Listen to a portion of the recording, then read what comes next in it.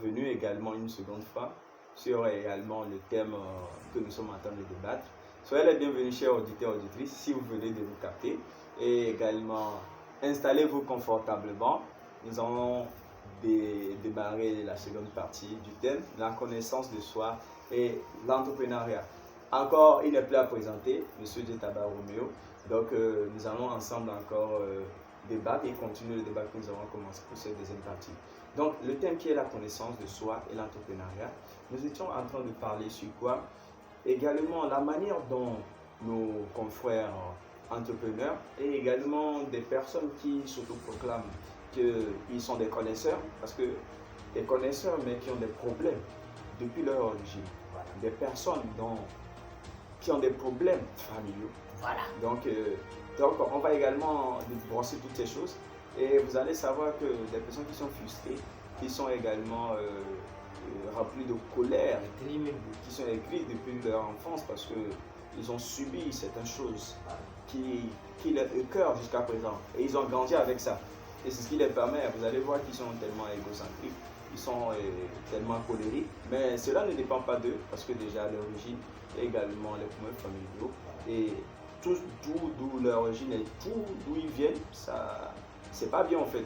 Donc aussi, nous allons également débattre sur le thème la connaissance de soi et l'entrepreneuriat, sans oublier des personnes là qui sont également dans ce genre de problèmes. Parce que le cabinet aide également ce genre de personnes. Si vous voulez en parler, si vous voulez qu'on puisse vous aider, nous sommes bien là pour pouvoir vous aider. Parce que ces problèmes, vous ne pouvez pas vous débarrasser de ces problèmes d'un seul claquement de doigts. Non, parce qu'il faut en parler. Mais il ne faut pas en parler à n'importe qui, il faut en parler à des professionnels. Donc des professionnels qui vont vous aider à pouvoir prendre des décisions et également à pouvoir vous connaître et à affranchir cette barrière que vous avez depuis votre enfance, qui est également des barrières qui sont nombreuses. Merci bien. Et sans plus tarder, je vais laisser la parole à M. Djetaba Romeo. Merci, M. Kassan. Pour commencer, je dis, ce qu'il faut savoir, c'est que le passé peut aller de l'avant. C'est donc ça la voie de la sagesse. Ouais. Ce qui fait que, déjà, en parlant de la connaissance de soi, pour pouvoir avoir la confiance en soi, lorsque la personne prend le temps, puisque regardez, la majorité des personnes ne veulent même pas pardonner. Ça dit, tu le dis, il faut aller pardonner ton père, il faut aller pardonner ta mère, il faut aller pardonner ton frère, libérer ton frère. Il dit que non. Ce que la personne m'a fait là, vrai. Je vais pas l'oublier. Même si Dieu avait pardonné Satan, ce que lui aussi pouvait pardonner, il dit que lui ne peut pas. Ce qui veut dire que les gens sont tellement remplis de haine que tu ne peux pas dire que tu entreprends un projet en étant comme ça. Ça va marcher. Il y a deux points dans cette vie. Il y a deux voies. Soit tu bafoues les principes de la vie. Tu rentres dans les conneries, tu fais des conneries et tu avances, tu as l'argent. Mais le prix c'est quoi? Tu obtiens une conscience tranquille devant le mal. Par exemple, je me posais la question aussi, pourquoi quelqu'un peut être couché avec les filles n'importe comment, faire ceci n'importe comment, faire du mal, chose, mais lui il a de l'argent. Mais nous on se bat, on fait tout, on n'a pas de l'argent. Et je me suis rendu compte que c'est le prix à payer. C'est-à-dire le prix à payer, ce que tu peux avoir tous ces conneries là, tu bafoues les principes, puisque soit quand tu respectes les principes, tu équilibres avec la famille, tu équilibres avec ton clan, tu équilibres avec ton pays. Je ne sais pas si vous voyez, c'est ce qu'on ne veut pas faire aux Africains. Par exemple, quand vous voyez la plupart de certains dirigeants africains, vous savez qu'on les enterre même pas au Togo. Vous savez ça? Vous savez que Sylvanie Soluble n'est pas enterré au Togo. Vous savez que beaucoup de grands leaders, choses qui disent on ne les enterre même pas dans leur pays natal. Vous savez pourquoi? C'est pas fait à dessein. Puisque ce sont des charges énergétiques qui gardent l'équilibre. Tant qu'on va bafouer tous ces principes-là, c'est dans l'objectif de créer du chaos. Ça fait que déjà, quand tu reviens, tu vois la personne, tu lui dis que bon, mon frère, il faut aller voir papa, il faut aller voir maman, vous savez. Mais moi, j'ai remarqué que lorsque la personne commence, il accepte, puisque dans un premier temps, il faut d'abord accepter qu'on veut vraiment changer, qu'on veut vraiment le changement. C'est difficile, je te l'accorde. Mais le problème, c'est quoi? Ce que moi j'explique à beaucoup de personnes, lorsqu'ils décident d'étudier leur histoire, d'étudier le passé, puisqu'il y a beaucoup de choses que tu vas découvrir, ça fait mal. C'est de comprendre que même toute personne qui t'a fait du mal, prends-le comme un scorpion. Si un scorpion te pique, tu peux le tuer. Soit tu peux le laisser à part. Mais est-ce que c'est de la faute du scorpion de piquer les gens? C'est dans sa nature. Je ne sais pas si vous voyez. C'est dans sa nature. Même il y a des manières que tu peux toucher ce scorpion, il ne va pas te piquer. Je ne sais pas si vous voyez. Maintenant, supposons que tu passes et tu vois ce scorpion, ça, il est dans certaines conditions qui te fait pitié. Et tu décides de le sauver. Tu prends un bâton, tu l'écartes, tu le mets quelque part loin. Je ne sais pas si vous voyez, tu l'as sauvé. Tu sais qu'il pique, tu l'as sauvé pour qu'il aille loin. Maintenant, si tu le sauves comme ça, est-ce que tu vas le prendre pour le mettre dans ta poche pour qu'il te pique comme ça? Non. Connaissant bien sa nature. Cela ne veut pas dire que tu le détestes. Non. Ou bien, même si tu as piqué, tu peux l'écarter pour l'amener loin pour qu'il ne te pique pas encore. Ou bien, puisque s'il te pique, c'est parce que l'environnement était propice pour qu'il soit là. Le scorpion était là-bas pour te dire que il faut arranger ta chambre, il faut rebalayer. Parce que tu ne vas pas voir les cafards, les trucs dans ta chambre si c'est bien ordonné. Tu ne vas pas voir les souris dans ta chambre si c'est bien ordonné. Ce qui veut dire que quoi? Lorsque les gens viennent, maintenant ils acceptent pour aller étudier l'histoire. En ayant ce genre de pensée en tête, de telle sorte que dis-toi que peut-être la personne était sous forme de scorpion. C'était dans sa nature. C'est-à-dire, puisque je vous dis que la vie est faite de telle sorte que la vie c'est un cycle. Donc s'il fait jouer, il va faire mieux. Tu ne peux pas dire qu'il va être dans la journée seulement. C'est par rapport à quoi? Ce qui fait que quand tu viens, tu vois ça, tu dis que ok, s'il avait fait ceci parce qu'il était scorpion, j'accepte de lui pardonner parce que c'était dans sa nature. Je ne peux pas renier ça. C'est quelque chose qui est fait. J'accepte ça pour pouvoir aller de l'avant. Je ne sais pas si vous voyez. Maintenant, quand vous acceptez ça, vous avez maintenant la possibilité de libérer votre cœur. Et lorsque vous libérez votre cœur, je vous assure, lorsque vous asseyez vraiment à parler avec vous, ceux qui vous ont vraiment blessé, arrivé à un certain moment, ils vont couler les larmes. Si vous discutez petit à petit, il faut pas, je vous dis de ne pas avoir une posture défensive. C'est pour des faits. Or, vous allez voir que tous ceux qui ont des rancunes, des trucs, ils ont des postures défensives. Regardez la majorité des Africains. Entre eux, que ce soit au marché, partout, leur comportement, ce sont des postures défensives. Regardez bien les choses. Les Indiens, je dis les Indiens, ceux qui sont des bouddhistes ou bien choses là. Ceux qui font les moines, voilà les moines. Il va avoir une posture forcément défensive. Vous allez même, comme si vous suivez les films des bouddhistes, vous allez voir que quand un maître ne combat pas pour combattre, il combat pour une raison, pour défendre. Il ne va pas se lever comme ça pour aller combattre. Non. Or, ici, là, regardez la majorité des comportements des Africains. Tout le temps, ils ont des postures défensives. Je suis prêt. Si tu tombes dans mon piège, ce qui veut dire qu'il a déjà préparé la situation.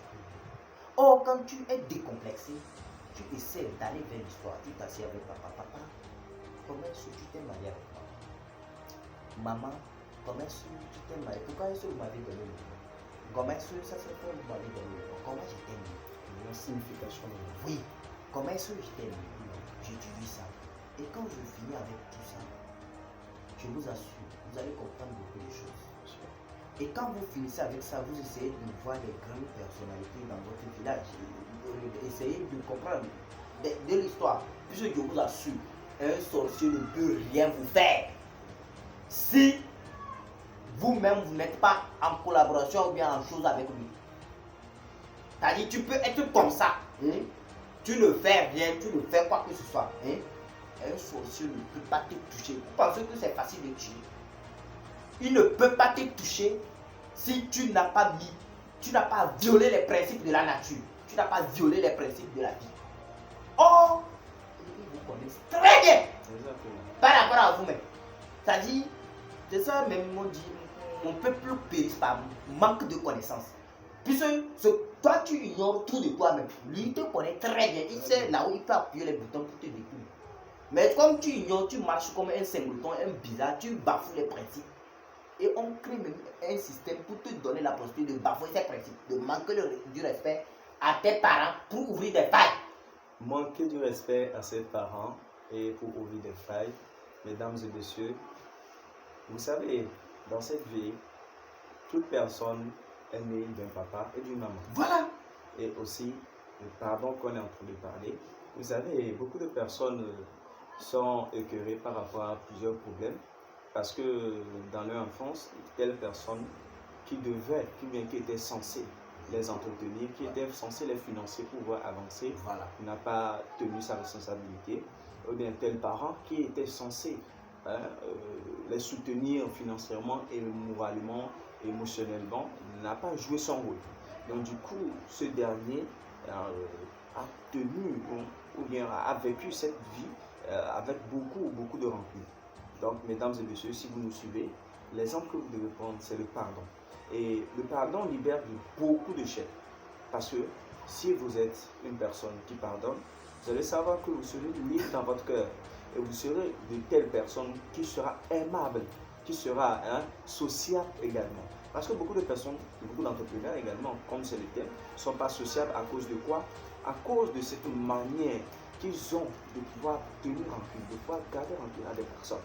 Et également de ne pas pouvoir pardonner. Parce que je connais ce genre d'entrepreneurs qui, à un premier moment, à cause du fait qu'ils n'ont pas pu prendre le projet, ont tenu rancune, telle personne ou telle personne. Parce que il avait misé gros sur ce projet, mais il avait misé gros sur également ce mini-projet. Vous voyez? Donc, du coup, cette personne a tenu rancune, son frère ou bien sa soeur, dans le cœur. Et vous savez, beaucoup de personnes actuellement meurent à cause de cela. Parce que quoi? Le fait de pouvoir tenir rancune, de pouvoir garder un mal depuis tant d'années, fait que tu auras un gros cœur. La maladie du gros cœur. Et sans vous mentir, beaucoup de jeunes entrepreneurs meurent à cause de quoi? À cause de ces problèmes-là. Parce que quoi? Il a un problème qui le dépasse. Et il ne sait même pas, ou bien il essaie de se libérer, mais il n'arrive pas en fait. Il n'arrive pas. Parce qu'il a tellement gardé rancune, ou bien le cœur est tellement atteint qui n'arrive même plus à parler, ou bien qui n'arrive même plus à s'ouvrir. Je me rappelle bien d'un jeune entrepreneur qui s'est lancé également dans l'exportation, l'importation de l'or. Et à un bon moment où dans son investissement, il avait investi plus d'1 million dans le fait de pouvoir importer de l'or. Et le matin là, j'étais là avec lui, où on avait appelé pour l'informer que un de ces bateaux de lingots d'or est tombé dans la mer. Vous imaginez? Bien étant donné que le monsieur, il y avait de la climatisation et tout, le monsieur a commencé par suer. Il était assis comme ça, mais le simple fait de pouvoir recevoir les coups d'appel, il a commencé par suer.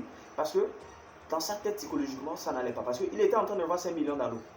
Il était en train de voir également des personnes qui l'ont appelé pour pouvoir également lui demander leur revenu, en fait, leur intérêt. Parce que c'est un investissement qu'il a fait. Parce que beaucoup d'entrepreneurs actuellement, ils n'essaient pas de se libérer de leur cœur. Voilà, avant, c'est la base même. Parce que vous savez, dès que vous allez vous libérer, vous allez voir que vous allez revenir à votre état normal et vous allez voir que vous serez serein. Cette sérénité vient du cœur. Parce que si vous voulez aimer, c'est dans le cœur. Si vous voulez haïr également, c'est dans le cœur. Donc, mesdames et messieurs, si vous venez de nous capter, soyez les bienvenus et aussi soyez des personnes qui pardonnent. Parce que si vos parents n'avaient pas pardonné, si vos parents n'avaient pas pardonné ou bien fermé leur passé, je ne suis pas sûr que vous devez être là actuellement. Et aussi, le passé qui essaie de vous rattraper, essayez également de faire quoi? De tirer un trait là-dessus. Essayez de pardonner. Ce n'est pas parce qu'une personne t'a détruit ou bien une personne a mis des bâtons dans ton roue. C'est pour cela que tu dois, dans ton passé, c'est que lui doit mourir catégoriquement. Non. Essaie de faire quoi? Essaie de pardonner. Essaie d'avoir l'amour. Essaie de cultiver cette culture qui est l'amour. L'amour de soi, l'amour du prochain. Parce que c'est l'amour du prochain qui va t'amener à un niveau où tu vas comprendre que pour être un entrepreneur, c'est vrai que tu auras des hauts et des bas. C'est vrai qu'il y aura obligatoirement des personnes qui vont mettre des bâtons dans tes roues. Parce qu'il n'y a aucun entrepreneur qui va dire que depuis qu'il a commencé par entreprendre, il n'y a personne qui est venu lui mettre des bâtons dans les roues. Jamais. Il doit y avoir toujours des personnes qui vont mettre des bâtons dans vos projets, dans votre famille et également dans votre vie personnelle. Mais ce n'est pas pour autant que vous devez les tenir en cul ou bien vous devez essayer d'avoir des pensées négatives envers eux. Donc, mesdames et messieurs, le pardon est essentiel. C'est l'une également des étapes pour pouvoir atteindre la connaissance de soi. Merci bien. Je remets la parole à M. Dutaba. Grand merci, M. Kassan. Et pour commencer, je dis aussi que notez que c'est la façon dont on relève les défis qui définissent notre personnalité. Exactement. Ce qui fait que, lorsque par exemple, déjà, vous avez des soucis de votre passé, vous allez remarquer que c'est la façon dont vous allez décider de relever les défis. Imagine que dans votre famille, nous par exemple, chez nous, la majorité dans notre famille, la majorité sont des enseignants. Ce sont des professeurs, que ce soit d'université ou bien des enseignants. Et c'est là si vous voyez. Ce qui fait que, si par exemple, moi je me dis que bon, moi je veux faire plus que ça. Lorsque tu ne sais pas que dans votre culture, vous avez l'art de l'enseignement. Tu ne connais rien de ça de votre famille. Puisque dans chaque famille, il y a des talents. Je ne sais pas si vous voyez. Le fait que tu sois dans la famille Kassan n'est pas fait au hasard. Mais tu n'as pas choisi ça. Mais il y a des lois, des principes qui ont fait que tu tombes dans cette famille. Parce que personne n'a choisi d'être dans une famille. Sinon, si on devait donner la possibilité aux gens de choisir. Moi, c'était dans la famille Bill Gates, bien sûr. Non, tu sais, ce que tu dis dans la famille Bill Gates, toi tu penses qu'il est heureux. Exactement. Je ne sais pas si vous voyez. C'est l'image qui précise. Voilà, c'est la partie externe de l'iceberg. Là où vous êtes ici, vous êtes même très heureux, même vous ne le savez même pas. C'est pour cela, moi, quand je vois, regardez, bon, quand vous voyez la majorité des trucs, les Africains passent leur temps à danser. Ou bien, et qui est plus heureux. Bon, ils sont concentrés sur les machines, on dit qu'ils développent mieux. Au même moment, les Africains, ils consomment, ils sont heureux. Mais le problème, c'est quoi? Quand ils font ça, ce sont leurs enfants qui vont payer après tout les casser. C'est ça qui c'est bien ça le problème. Ce qui fait que déjà, quand vous prenez le temps de discuter avec vos parents, d'étudier votre histoire de votre pays. Par exemple, quand vous prenez le Togo, puisque je parle de ce qui nous appartient. Exactement. Quand je prends le Togo, il faut voir d'abord, il y a combien, à peu près, on a combien d'ethnies. J'essaie d'étudier l'histoire pour voir dans les 5 régions, j'essaie d'analyser. Comment est-ce que la plupart de ces ethnies, les Kotokoli, c'est quel type de métier ils font en termes d'entrepreneuriat? Les Bassas, que ce soit les Kadis, dans l'ancien temps, c'était quel business? Comment ils vivaient? Quelle était leur relation avec la nature? Quelle était leur relation avec l'argent? Puisqu'il y avait l'argent, il y avait l'argent. Quelle était leur relation avec ceci? Et l'argent là, comment ils obtenaient ça? Quelle était leur relation avec ceci? Puisque moi, je vous dis qu'on a eu des grands-parents qui étaient immensement riches. Je ne sais pas si vous voyez. En termes de valeur, en termes de connaissances, en termes de sagesse, même en termes de bien. Mais aujourd'hui, on vient, on te dit que bon, pour réussir, pour faire chose, il faut aller à l'école. L'école. Je ne sais pas si vous voyez. Je le dis, l'école est très bon, puisque ça donne certaines connaissances, certains niveaux de raisonnement et d'analyse. Je ne sais pas si vous voyez. Maintenant, le rôle que ce genre de personnes qui ont étudié, de raisonnement et d'analyse, ils le font par ce genre de trucs, parce qu'on les a moulés pour pouvoir les manipuler. Puis tu finis, tu as doctorat ou bien professorat, on te dit que tu dois enseigner à l'université. Lorsque tu t'en vas pour enseigner à l'université, on doit te payer. On prend l'argent là où pour te payer. Point d'interrogation. On prend l'argent là où pour te payer. Or, l'argent là, on prend ça dans les devises. Qui produit ces devises? Ce sont les producteurs du cacao, l'importation du phosphate. Ce sont les trucs, l'agriculture, les trucs. Or, l'agriculture là, on n'a pas essayé même d'industrialiser ça. On essaie, on fait la prétention qu'on veut industrialiser ça. On crée quelques petits trucs, on te dit que bon, monsieur Kassan, il veut t'employer, te payer 35 000. Est-ce que c'est de l'entreprise? Je t'ai aidé. Je t'ai aidé ça. Je crée mon entreprise, je viens t'employer, je te paye 35 000 à la fin du mois. Je veux que tu t'évolues. Je ne veux même pas que tu évolues. C'est que quand ton enfant va arriver, or, c'est pas un enfant seulement. Il y a eu peut-être, on te dit même il faut avoir 2 ou 3, 4 femmes. Tu as 3, 4 femmes, tu as 10 enfants. Toi, tu es employé, on te paie 100 000, que ce soit 100 000, peu importe. 100 000, tu vas gérer tes enfants là. Tu n'arrives même pas à bâtir un peu l'histoire de ta famille, de telle sorte que si l'enfant même finit les études, il a un emploi déjà